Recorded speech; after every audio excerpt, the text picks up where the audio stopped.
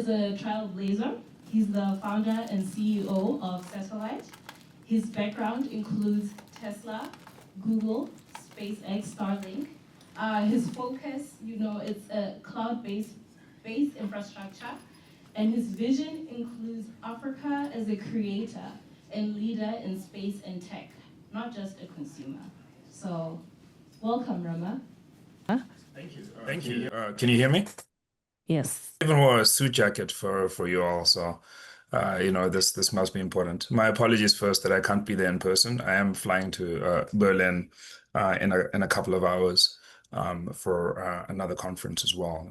But for those of you who will be at the ISE in Sydney next week, hopefully I'll get to see you. Hi everyone, my name is Rama Afullo. I am a Kenyan-born US-based entrepreneur focused on networking satellites in space.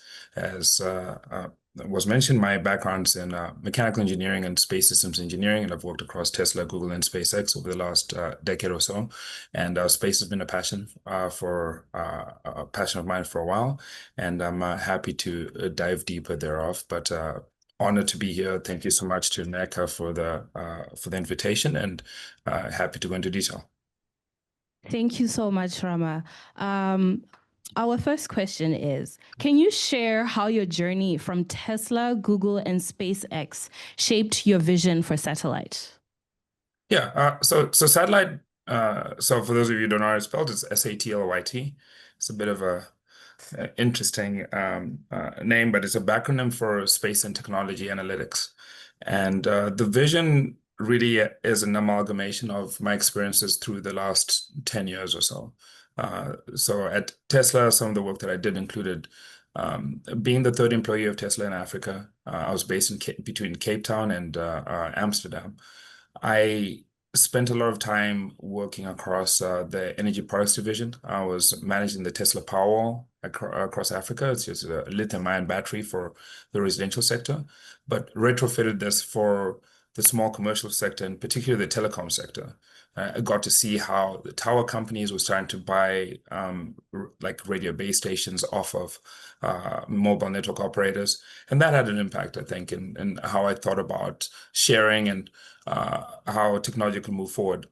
Thereafter, after 3 years at Tesla and selling Tesla's first deals in the telecommunications vertical, I moved over to Google, initially in Ireland, and eventually in the US, where I was focused initially on sort of advertising sales. But soon thereafter, when I moved to the US, I was in cloud engineering. So I got back to my engineering roots.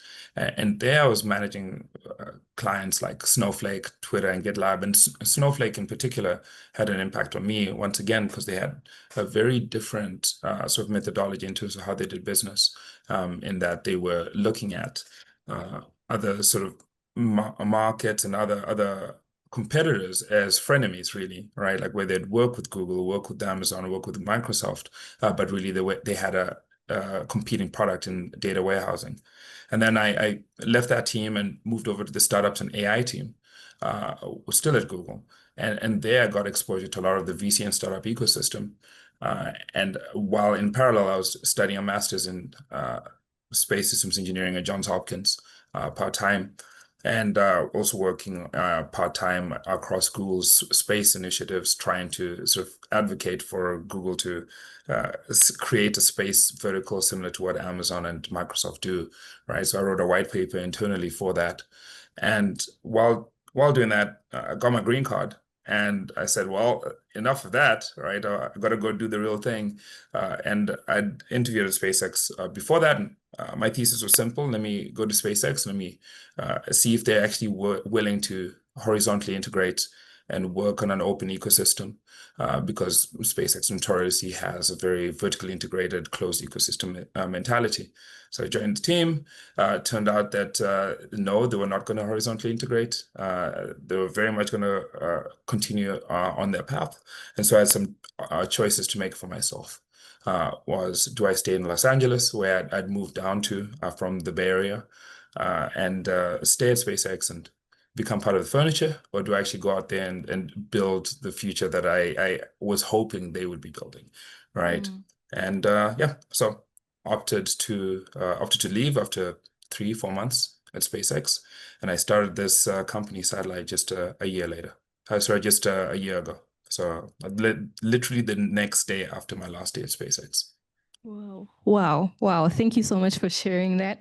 And then the next question is, what problem is Satlyt solving, and Yep. why does it matter for the future of space? So I think it's a very fundamental problem.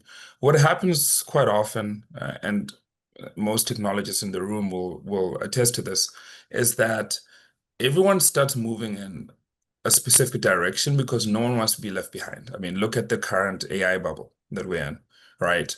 Folks are investing because no one wants to say that they were.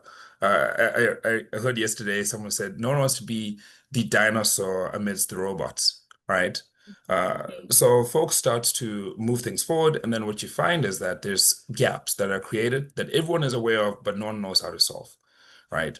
And this has happened in the space industry, where because of the advent of folks like SpaceX, everyone's moving towards a vertically integrated ecosystem. Everyone knows that edge computing, interoperability, being able to cross-communicate with us other satellites has significant advantages, right? Lots of papers written about it. Every event, every conference you go to about the space ecosystem, where they're talking about the technology itself, they talk about interoperability, they talk about cross-communication, they talk about inter-satellite links, right? But very often there isn't a solution for it. Now, what this also does is I heard someone mention spectrum in the last panel. When we see things like SpaceX buying up $17 billion worth of spectrum from EchoStar and other folks like Viasat, et cetera, looking into spectrum, what you need to understand is that the highways in space, the data highways are being bought up and power is being consolidated. So we need a counterweight to that, right? So essentially, what we end up creating here is the Android equivalent to SpaceX's iPhone, right? Where we can cross-link and cross-network with a whole bunch of different satellite operators in space and create a way for them to monetize the excess compute capacity just by adding software directly into the satellite with one line of code. So it has the potential to absolutely change the way folks work across space-to-space communications as well as space-to-ground by using other satellites as relays, by pre-processing data in space, just by finding ways for folks to create managed services in space that they previously didn't think about.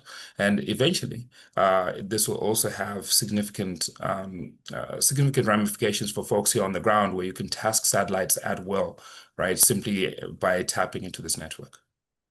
Amazing. And then what were some trade-offs you faced in balancing innovation, cost, and access? Uh, I mean, I think we're still early stage enough for Yeah. me to not have made any trade-offs, Okay. right? Just Okay. just went after it. Okay. Okay, that's great. And then as we go on to, Africa policy and partnerships, what Yeah. policy or regulatory gaps must Africa address to grow its space sector?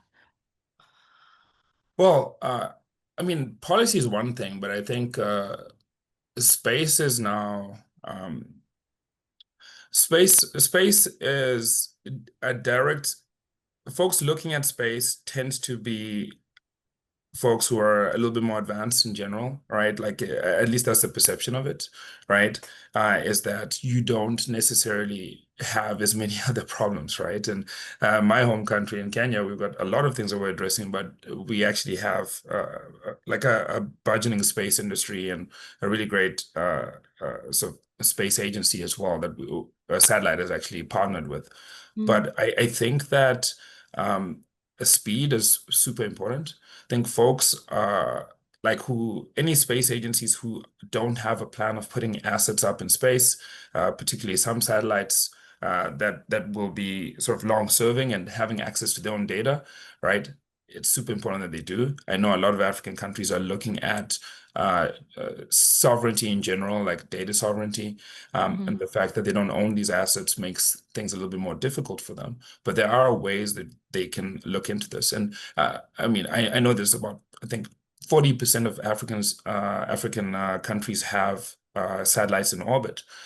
But what we need to start doing is looking at how we can share access to all that data across the African ecosystem. And that means that there needs to be a shift in policy.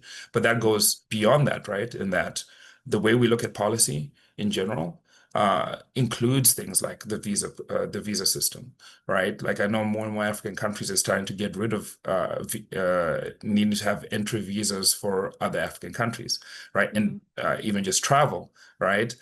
Traveling sometimes, in order for me to travel from one African country to the next, I need to go through Dubai or Qatar or Doha, right? It makes no sense, right? So I think making those things easier shifts a lot of the mindsets with folks within the continent. Okay, thank you for that. And then the next question is, how can U.S. Africa partnerships through government, private sector, or diaspora accelerate this work? Good question. I think that of course, I'm of the diaspora, right? And one of the first things I did was to partner with the Kenyan Space Agency and to also create a Kenyan subsidiary for our company, right? I think the diaspora always wants to help for the most part, right? Very few African diaspora that I know leave and don't want to extend a hand backwards, right? So I think that's always something to worthwhile tapping into. But in terms sort of the U.S. Government and how they can help, yeah, I think just enabling the highways, right? Enabling folks to be able to have a much easier time hiring outside of the US, right? Like that helps a lot, right? I think ITAR and EAR regulations, I think they're of course there for a reason, right? Arms regulations are there for a reason. But I think things could be easier, right? So deregulating that in some instances would be super useful because there's things, of course, I can't expose to my Kenyan employees, right? With some of the work that we're doing, particularly because of ITA, and some of it, I mean, literally makes no sense. Okay. And as we look at the future outlook of Africa, what financing or investment models can make African space innovation sustainable? Well, I think that so if during my time of my 33 years of life, 27 of those 33 years were spent in Africa. I lived in Kenya, Botswana, and South Africa. And during all that time, I think I started, there was a startup that I was starting right out of university. And I remember pitching to VCs and seeing the difference in their approaches in venture capital in Africa and even with a lot of European investors versus the approach in America. I think it makes a big difference. I think we need to believe in our people, right? And in America, if you've got a pretty good idea, there's a pretty high chance that someone out there, some VC, will probably fund you, right? If you push hard enough, right? And if you've got enough of a background for them to believe in you. I think oftentimes in African spaces, and I understand that is a completely different mindset and a different terrain to go through. When someone has a really good idea, we're going to ask them 100 different questions, and if they answer one of those questions incorrectly, then that's a reason to not invest. But I think we should just take a chance on folks. There is venture capital available. There are funds available. And the other thing is, very often, all right, some of our nations will receive a whole bunch of funding, right? And let's be honest, some of that funding will get pocketed, right? I think there are folks who are if they invest in their people, will make many times over the returns than they would had they just pocketed the money, right? I think that's the way to think about it. Like long-term investment, right? Is the best way to think about things, right? Invest in your people, and you'll get the returns many times over. Absolutely. Investing in your people is, very, very essential.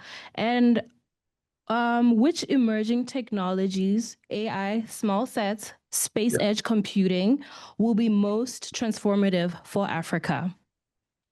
I think climate change will have the worst impact on Africa, right? And what's kind of unfair is if you look at the climate change heat maps, is that the places that are doing the most damage to the climate are the places that are going to be the least affected, right?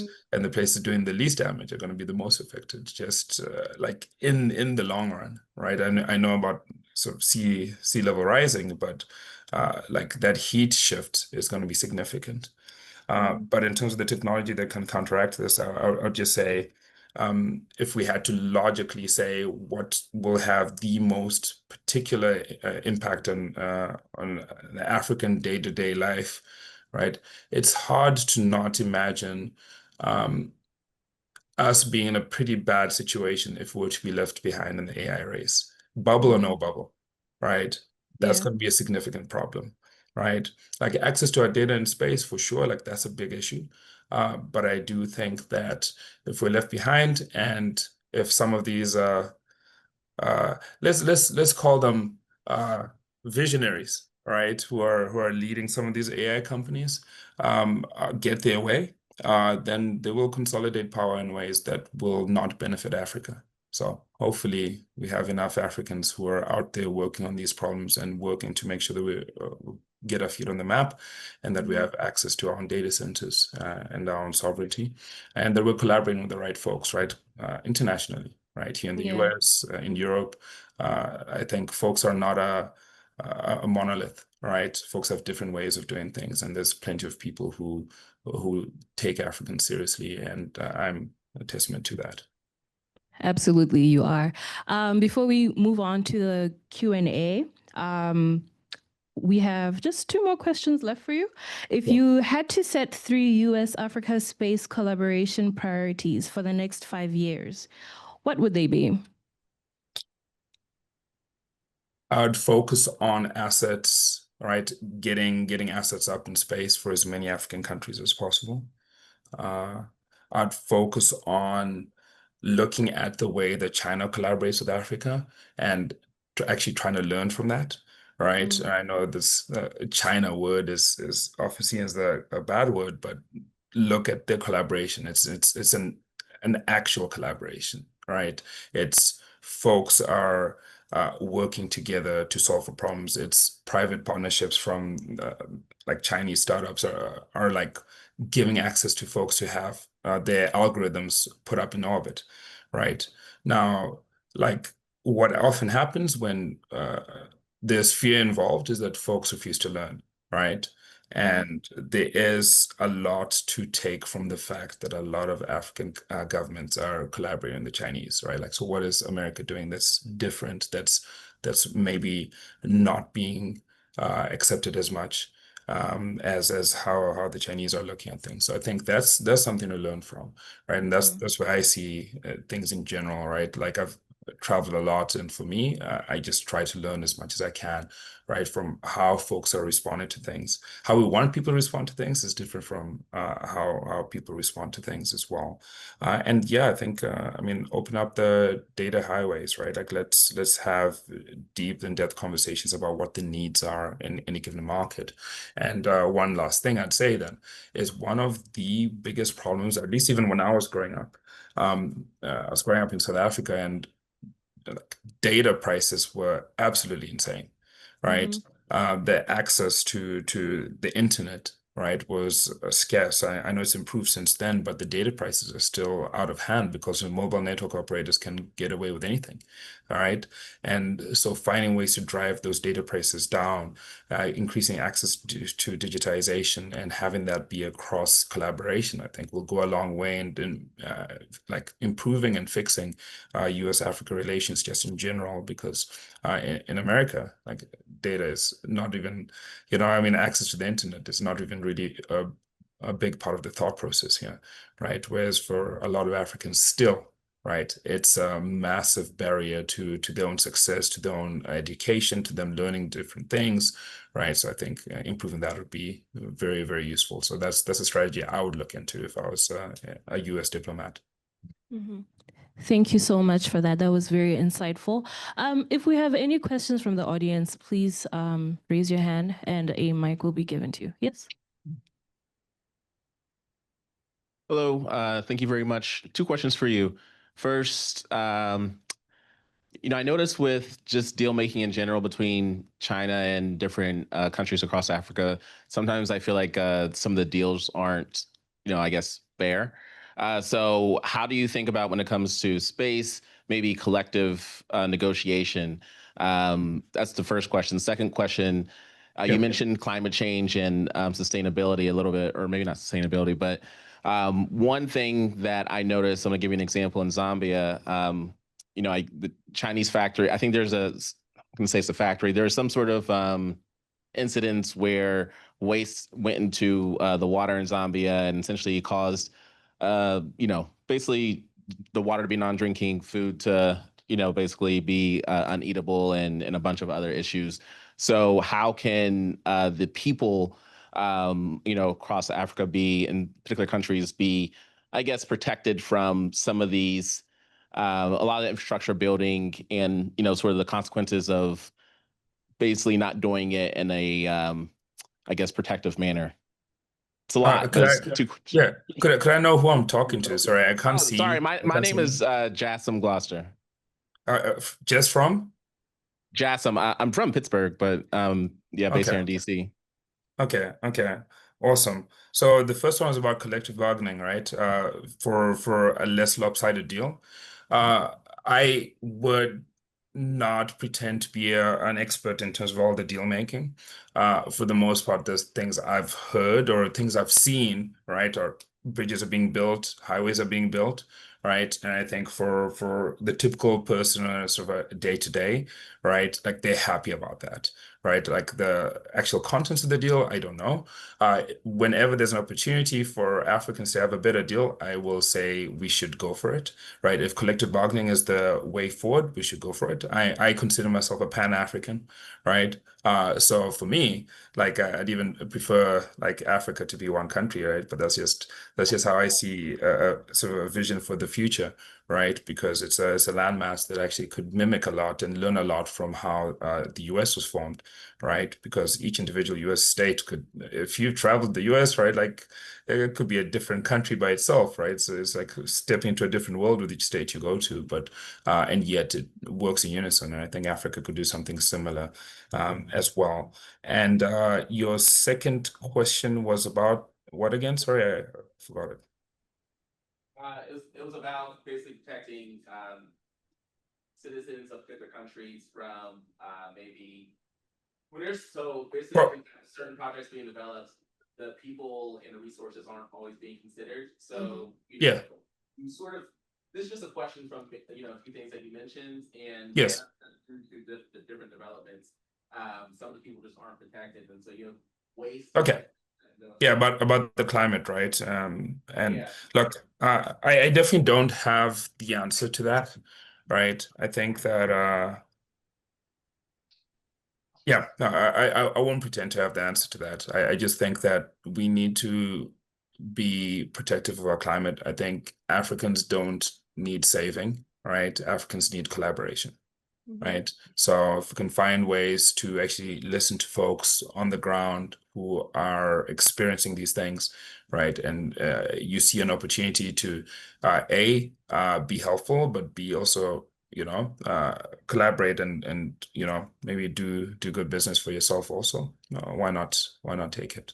Right. Sorry, to be clear, that wasn't ever, a saving Africa thing. That was a ensuring is being built in a manner to protect the citizens so that the people don't feel the consequences of, maybe developing things in a non-responsible manner. That's okay. I'm just clarifying that. Yeah, sorry, I struggle to hear that a little bit, but I mean, developing in a responsible manner, right? Yeah, I won't pretend to have answers to that. I'll take a pass on that, but say that I think the essence of your question is very important, right? Yes. Hi, Rama. My name is Dr. Nola Haynes. We should be friends for a lot of reasons, first and foremost. So my question is, and I've already sent a LinkedIn request, so just FYI. So my question is around you mentioned China and you mentioned development, and a lot of my work in arms control and international security, these are obviously things that I think about. And another part of this that I think about is, what do we mean by partnership? And because we can't really think of any sort of development isn't our thing, where we do more security stuff. When you say partnership, and when you use the example of China and how they have used development as a tool of partnership, what suggestions would you have for the U.S. and how we can deepen partnerships beyond just saying we want to? Is there like a specific project or something very specific rolling around in your mind that you wish that the U.S. kind of got behind? Well, yeah, I don't want to make an academic exercise of people's pain, right? But I do have some things that I've thought about a lot, right? I think like growing up, we're not the most well off, at least when I was young. But I do remember that we had a sense of pride, and I think a lot of Africans will agree with this, right? That we are proud, right? And not to say that aid has not been helpful or welcome, but I think part of it has been the infantilizing, I think, of African people has not always been helpful, right? When you take folks seriously, number one, they take themselves seriously, and number two, they take what you have to say seriously as well, right? So I think stepping away from that, that was one of the things. It was like what I've witnessed. I personally haven't done any dealings with the Chinese or done anything of that sort, but just from witnessing how specific things were taken very seriously that previously were not by Europe or by America, right? That has changed how folks look at these relations, right? And I think America can do a lot of the same, right? Like, might be an unpopular opinion for some, but I think America has a lot of good in it, right? A lot of opportunity. Folks believe in you right from the get-go. I think NASA is literally one of the greatest organizations of all time, right? I love NASA, right? That I'll go on the record of saying, right? Super helpful folks who take you seriously from the get-go. And I think if America approaches things in that way, all right, in sort of the spirit of collaboration and are actually looking to work with folks because it'll actually advance both U.S. and Africa's interests, then I personally see no problems at that point, right? I think what happens often is that there's some distrust, right? Because there's been a lot of baiting and switching. And one last thing I'll say is I have accepted your LinkedIn request. Thank you so much. Thank you so much. Because, time is running out. I just wanted to thank Rama for joining us virtually. Weren't able to take more questions, unfortunately, but let's remember this. Africa must be a policy shaper in space and not just a consumer. Partnerships with the U.S. and the diaspora are extremely, extremely critical. And that, emerging technologies, smart regulation, and opportunities these are the things that Africa needs. So we thank you, Rama, for letting us know that, we should be taking up spaces in the space sector. So I just wanted to remind the audience to continue using the hashtag #BeyondBoundaries25, hashtag Why Africa, Why Now. Please stay with us. We're going on a little coffee break. Please be back by 12. And thank you so much for your time. Thank you, Rama. Thank you, everyone. Appreciate you all. Thank you.